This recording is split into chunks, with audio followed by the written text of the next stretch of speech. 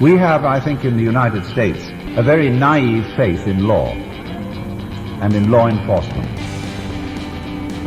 We're always saying there ought to be a law against it, as if law could solve things. And we don't realize the extent to which law makes life increasingly more difficult.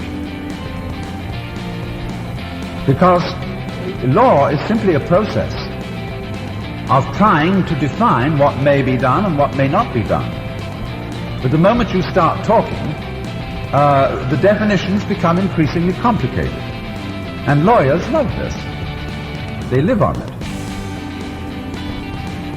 So it's always an interminable discussion of what did they mean when they said that? What was the intent of this law? And as laws multiply, with the avowed object of protecting us from each other,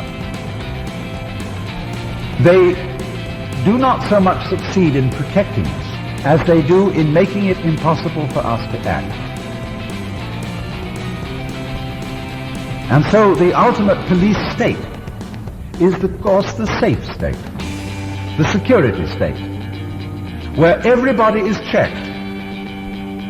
And you see what this is? Mechanically speaking, it's a system of very elaborate self-consciousness. See, when you get self-conscious and you watch everything you do, because you're anxious about making a mistake, you'll find in that you're all tied up and you can't act.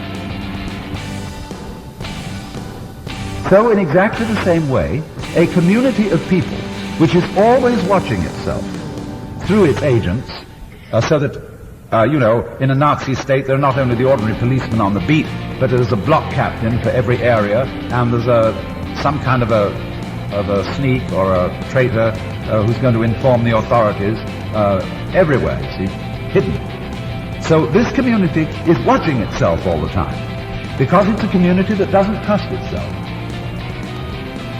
And a community which constantly watches itself is like a person who's always watching himself and holding a club over his head to go clunk the minute he might be in danger of doing something wrong. And so this person is like this. If I say now my right hand is my main active hand, but I don't know whether I can trust it. I don't know what it's going to do. So I've got to keep control on it with my left hand. See? So always the left hand is controlling the right hand. If I want to pick something up, the left hand will have to push the right hand down and squeeze the fingers together and then lift it up so it will come up. See, I've lost a hand by doing that. And so in exactly the same way, when any community of people is founded on mutual mistrust, it sort of loses half of itself. It becomes clutched up. It becomes paralyzed and unable to move.